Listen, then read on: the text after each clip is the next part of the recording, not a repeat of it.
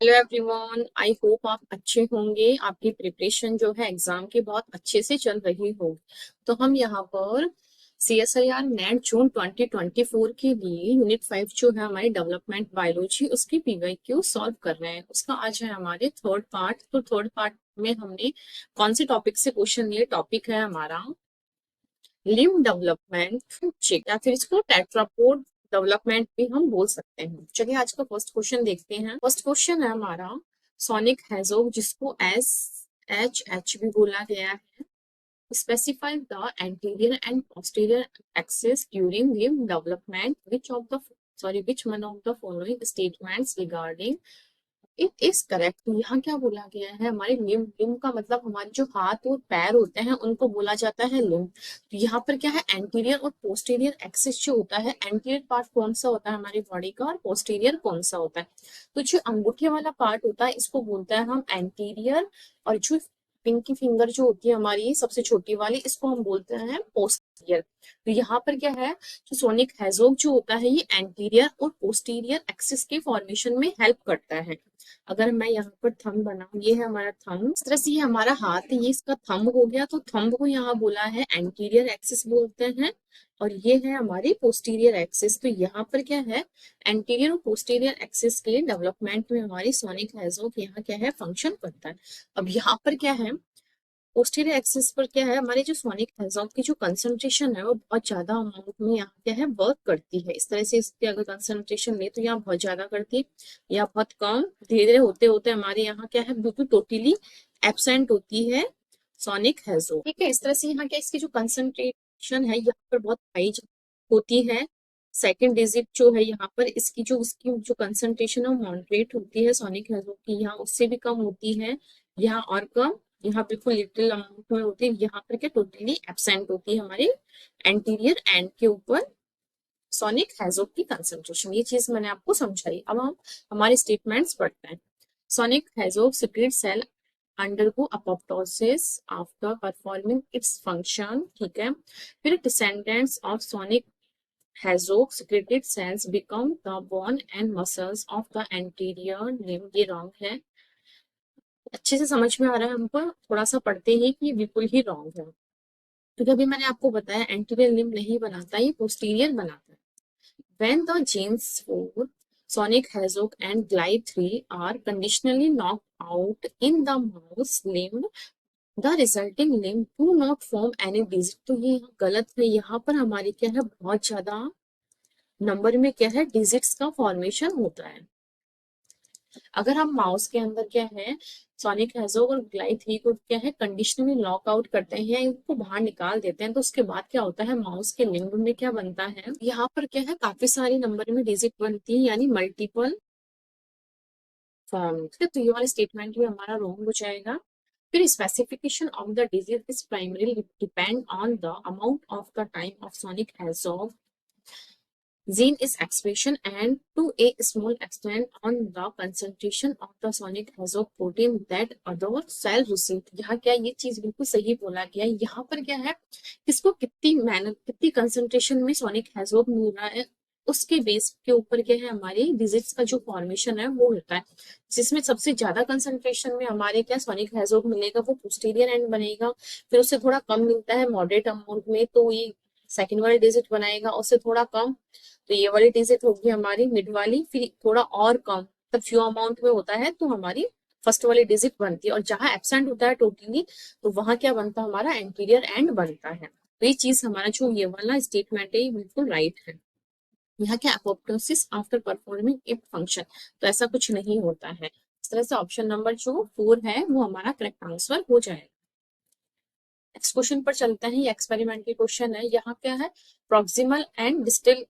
अभी हमने इसके ऊपर क्वेश्चन देखा है एंटीरियर एंड पोस्टीरियर, अब यहाँ है प्रॉक्सिमल और डिस्टल ग्रोथ जो होती है and differentiation of a tetrapod limb following experiment where visualised. यहाँ क्या है, प्रॉक्सिमल जो है ये वाला, जो हमारे शोल्डर वाला पार्ट होता है उसको हम प्रॉक्सिमल बोलते हैं, और जो ये हमारा ये वाला पार्ट होता है इसको बोलते हैं डिस्टल, जो कि शोल्डर से काफी दूर होता है। डिस्टल यानी दूर वाला पार्ट। ठीक है, इस तरह से अगर हम देखें पूरा हमारा हैंड, तो ये हमारा हो गया प्रॉक्सिमल वाला एंड, और ये वाला हमारा हो गया डिस्टल। ठीक है, तो इसके बारे में पूछा है, पहले जो था उसमें डिजिट्स के बारे में पूछा था, ये एंटीरियर होता है और ये होता है हमारे पोस्टीरियर।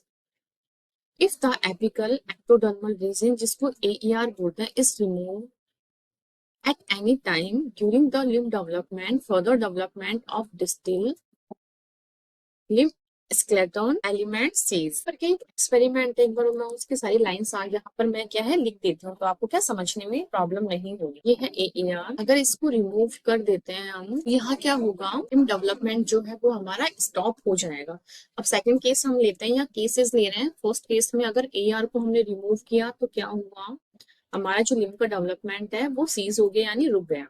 अब सेकंड केस हम ले रहे हैं, क्या है, हमने कुछ केसेस लिए हैं, केसेस में देखते हैं हम वन बाय वन करके। फर्स्ट में था हमने एआर को रिमूव कर दिया, एआर को रिमूव करते ही क्या लिम्ब का जो डेवलपमेंट है वो हमारा स्टॉप हो जाएगा या फिर सीज हो जाएगा। सेकंड है, एआर को हमने ग्राफ्टेड किया near by four limb. Four limb कौन सा होता है, हमारा जो हाथ है उसको फोर लिम्ब बोला गया है, जो लेग है उसको हैंड लिम्ब बोला गया है, HIND मैं लिख देती हूँ। हैंड लिम्ब हमारे बोलते हैं लेग, और फोर लिम्ब बोलते हैं हमारे हैंड को। तो यहाँ क्या है, डुप्लीकेशन हो जाएगा, क्योंकि यहाँ क्या ऑलरेडी हमारे विंग्स बनेंगे, लेकिन हम एक्स्ट्रा एआर और देंगे तो फोर लिम्ब वाले पार्ट, फोर लिम्ब से हमारे क्या है विंग्स का फॉर्मेशन होता है। यहाँ एक्स्ट्रा एआर आ जाएगा तो फोर लिम्ब के पास एक और सेट है विंग्स का बन जाएगा, इसलिए यहाँ क्या हो रहा है, डुप्लीकेशन हो रहा है विंग्स का। फिर है लिम्ब मेसेनकाइमा जो है उसको रिप्लेस कर रहे हैं नॉन लिम्ब मेसेनकाइमा। लिम्ब मतलब कि एक ऐसा एरिया होता है या ऐसी मेसेनकाइमा होता है वहां पर बनता है, लेकिन जहां ये बन रहा है उस जगह हमने क्या है नॉन लिम्ब मेसेनकाइमल जो सेल्स है उनको ट्रांसप्लांट किया या रिप्लेस किया है। जहां कुछ बनेगा ही नहीं वहां पर अपन चाहे कुछ भी दे दो तो वहां कुछ भी नहीं होगा, तो वहां इस तरह से यहाँ क्या हुआ है, कोई भी लिम्ब का डेवलपमेंट नहीं हुआ है। फिर एआर को हमने रिप्लेस किया है FGF, मतलब फाइब्रो ब्लास्ट ग्रोथ फैक्टर जो होते हैं ये सब्सटीट्यूट होते हैं एआर का। उसकी जो बीट्स तो है हमने डाली है फोर लिम्ब के अंदर, तो इससे हमारे क्या हो रहा है, नॉर्मल जो लिम्ब है उसका फॉर्मेशन हो रहा है। नॉर्मल क्यों हो रहा है, क्योंकि एआर जो है, एआर की जो बीट्स है वो सब्सटीट्यूट की तरह फंक्शन करती है हमारे एआर के लिए।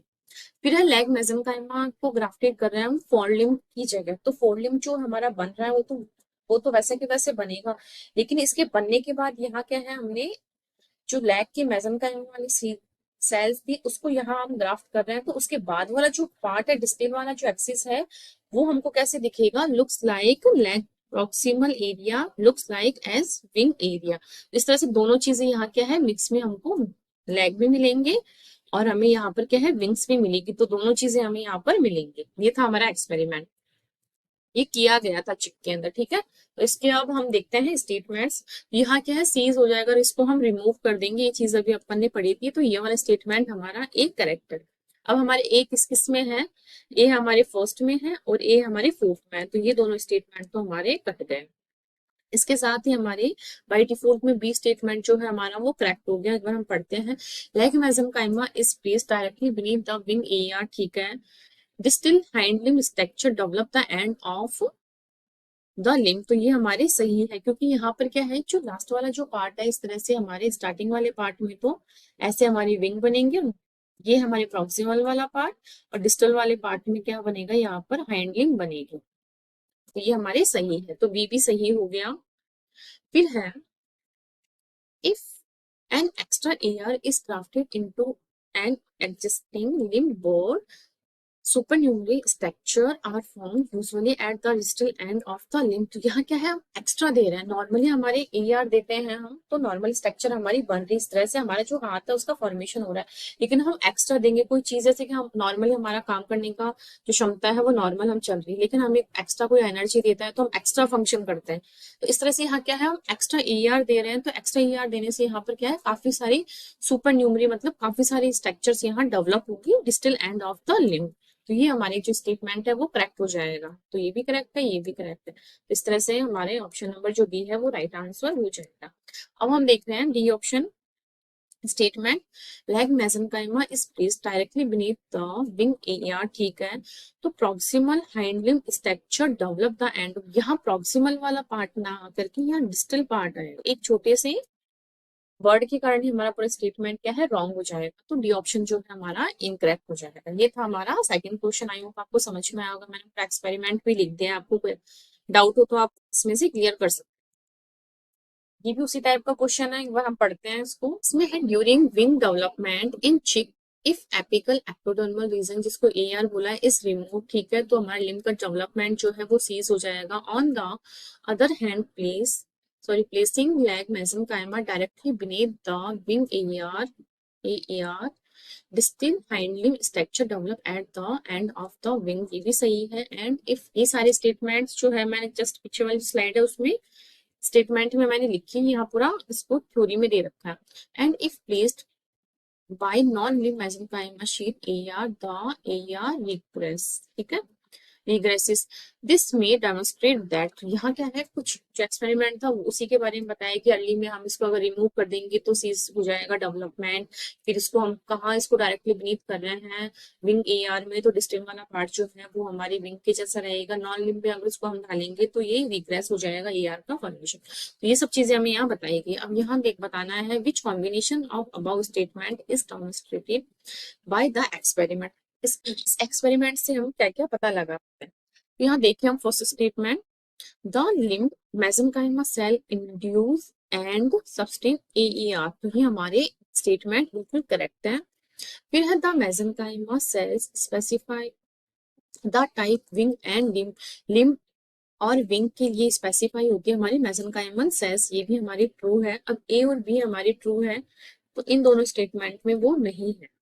अब हम सी देखते हैं, AR is responsible for specifying the type, यहाँ क्या है, एआर रेस्पॉन्सिबल नहीं होता। ये दोनों स्टेटमेंट क्या है, एक दूसरे के अपोजिट। अगर आप लोगों ने ध्यान दिया हो, स्टेटमेंट बी और सी है एक दूसरे के कॉन्ट्राडिक्टरी है, मतलब या तो बी सही होगा या हमारा सी सही होगा। इस तरह का कोई ऑप्शन होगा तो हम डायरेक्ट हमारे आंसर पर पहुंच जाएंगे। या बी सी दोनों एक साथ नहीं हो सकते हैं, ये चीज आपको ध्यान रखना है, क्योंकि या तो मेसेंकाइमा स्पेसिफाई करेगी विंग और लिम्ब के डेवलपमेंट को, या फिर हमारे एआर रेस्पॉन्सिबल होगा, या एआर नहीं होता है, मेसेंकाइमा हमारे रेस्पॉन्सिबल होती है इन दोनों को स्पेसिफाई करने के लिए। तो ये हमारे हो जाएगा फॉल्स, तो सी स्टेटमेंट हमारे रॉन्ग हो जाएगा। सी की स्टेटमेंट के रॉन्ग होती है हमारा ये ऑप्शन भी गया और हम करेक्ट आंसर पर पहुंच गए। अब हम देखते हैं डी और ई स्टेटमेंट क्या है। AR is responsible for sustained outgrowth and development of the limb, ये भी ठीक है। एआर डज नॉट स्पेसिफाई, ये देखो यहाँ बता रखा है ये स्पेसिफाई नहीं करता है, यहाँ बोल रखा है स्पेसिफाई करता है। ये दोनों स्टेटमेंट भी क्या है हमारे रॉन्ग है। तो ये वाला स्टेटमेंट क्या है हमारे बिल्कुल सही है कि स्पेसिफाई नहीं करता है, तो इस तरह से ई स्टेटमेंट भी हमारा करेक्ट हो गया। इसमें क्या है जो स्टेटमेंट्स दिए हैं दो तीन तो एक दूसरे के अपोजिट है, तो आपको वहीं से हम अपने आंसर तक पहुंच जाते हैं। इतना सा आपको पता था मेसेंकाइमा स्पेसिफाई करती है, क्योंकि ये भी नहीं करती है या ये रेस्पॉन्सिबल है, तो ये दोनों इस तरह से बता रखा है, तो इसमें से दोनों में से एक ही होगा, या फिर इन दोनों में से एक स्टेटमेंट सही होगा। ठीक है, इस तरह से बी ऑप्शन जो है हमारा वो करेक्ट आंसर हो जाएगा। नेक्स्ट क्वेश्चन पर चलते हैं। नेक्स्ट क्वेश्चन है which one of the following statements regarding limb development in mice is true, mice के अंदर लिम्ब का जो डेवलपमेंट होता है उसके लिए कुछ मतलब कि कुछ स्टेटमेंट्स दिए हैं, उनमें देखना है हमें कौन सा ट्रू है। मैं एक बार बनाती हूँ माइस में जो लिम्ब का डेवलपमेंट होता है वो कैसे होता है, कौन कौन से जीन्स इसके लिए रेस्पॉन्सिबल होते हैं। क्या है एक बार मैं आपको समझाऊँ इस थ्योरी, ये जो मैंने लिखा है, या इसलिए फर्स्ट एक जीन होता है, इसको कौन एक्टिवेट करता है ये अभी तक अननोन है, कि कौन ये किसके थ्रू एक्टिवेट होकर के हमारे ये आगे फंक्शन करता है, ये अभी तक भी हमें पता नहीं है। फिर यहाँ क्या है, ये मेंटेन करता है बीटा कैटेनिन को, बीटा कैटेनिन जो है इसको भी मेंटेन करता है, तो ये आपस में एक दूसरे को मेंटेन। अब यहाँ बीटा कैटेनिन एक्टिव होता है और इसलिए फर्स्ट एक्टिव होकर के हमारे टीबीएक्स जो 4 है इसको एक्टिवेट करते हैं, और इसको मेंटेन करने का काम यहाँ पीआईटी एक्स जो एक ट्रांसक्रिप्शन फैक्टर है वो भी इसको देखता है, इसको मेंटेन करने का काम करता है। इस तरह से यहाँ क्या है FGF10 जो है वो एक्टिवेट होता है। अब FGF10 को स्टेबलाइज करने का काम कौन करता है, WNT8C यहाँ पर करता है। अब यहाँ क्या है FGF10 से हमारे कौन एक्टिवेट होता है, WNT3A जो है वो एक्टिवेट होता है। अब ये एक्टिवेट होकर के FGF8 को एक्टिवेट करता है, इससे हमारी इंडक्शन होता है लिम्ब बर्ड का। जैसे ही लिम्ब बर्ड बनती है उसके बाद के हमारा पूरा फोर लिम्ब हाँ हाइंड लिम्ब का पूरा फॉर्मेशन हो जाता है। यहाँ पर ये सारे जीन्स हेल्प करते हैं, ये सारे जीन्स आपको लर्न होने चाहिए कि कौन किसको एक्टिवेट कर रहा है, कौन किसके थ्रू मेंटेन हो रहा है, कौन किसको स्टेबलाइज कर रहा है।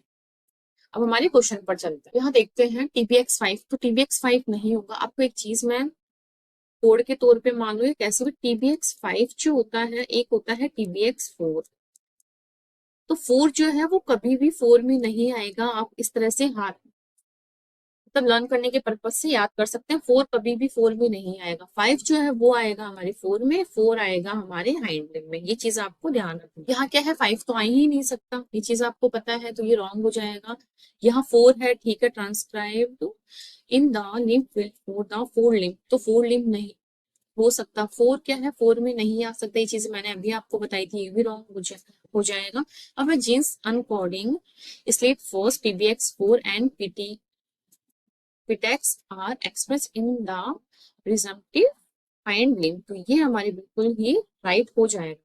अब यहाँ क्या है, जीन्स अनकोडिंग 4 5, ये है 4 लिम्ब, ये देखो, तो ये भी हमारे रॉन्ग हो जाएगा। बहुत इजी सा क्वेश्चन है, यहाँ पर आपको इतना सा नॉलेज होना चाहिए था। तो TBX5 जो होता है वो हमेशा 4 लिम्ब में ही एक्सप्रेस होता है, और जो TBX4 होता है ये हमेशा हाइंड लिम्ब में एक्सप्रेस होता है। टाइप के और भी क्वेश्चन आप देखोगे तो बहुत इजी वे में आप कर सकते हो। बस इतना सा आपको नॉलेज होगा, TBX4 जो है वो हाइंड में होता है, और 5 जो है वो 4 लिम्ब में एक्सप्रेस होता है। ये मैंने पूरा बता दिया कैसे सिग्नलिंग काम करती है। अब देखते हैं एपिकल एक्टोडर्मल विजिट, जो इसको AR बोलते हैं। Induction is essential for tetrapod limb development, ये सही है। Which one of the following is not essential for the formation of functional limb, तो यहाँ क्या है, TBX जीन और ये भी होता है, अपोप्टोटिक जीन्स भी होते हैं, फाइब्रोब्लास्ट ग्रोथ फैक्टर ये भी होते हैं।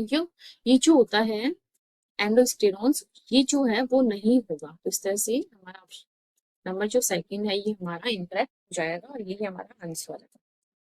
अब हम देखते हैं सेम वही उसी टाइप का एक्सपेरिमेंट फिर से आ गया। क्या देखा, what could happen as a result of a transplantation experiment in a chick embryo, ठीक है, where the leg mesenchyma is placed directly beneath the AR। यहाँ क्या है, हमारे leg mesenchyma को कहाँ हम कर रहे हैं, जो हमारे विंग एपिकल एक्टोडर्मल रीजन है हम वहां पर कर रहे हैं लेग वाले को। तो हमारी यहाँ हमारी विंग बनेगा, और विंग के बाद हम यहाँ पर क्या कर रहे हैं, किसको कर रहे हैं, लेग मेसेंकाइमा को प्लेस कर रहे हैं इसकी यहाँ। तो यहाँ डिस्टल वाला जो पार्ट है वो बनेगा हमारे four limb, sorry hind limb. यहाँ देखो, distal hind limb structure develop at the end of the limb, तो यही हमारा ऑप्शन जो है वो करेक्ट हो जाएगा, क्योंकि जो डिस्टल वाला पार्ट है यहाँ पर हमारे इसका फॉर्मेशन होगा हाइंड लिम्ब का, और यहाँ पर हमारे जो विंग्स है वो बने ही रहेंगे।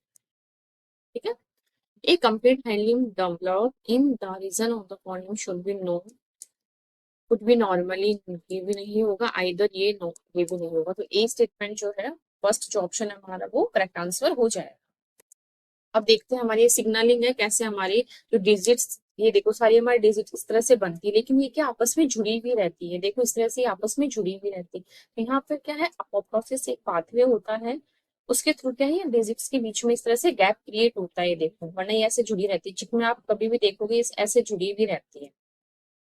Formation of digits and sculpting the tetrapod limb requires death of specific cells in the limb in a programmed manner. Which one of the following interactions could explain proper limb formation? यहाँ पर क्या एक signalling चलती है, वो signalling का structure बना देती हूँ पूरी।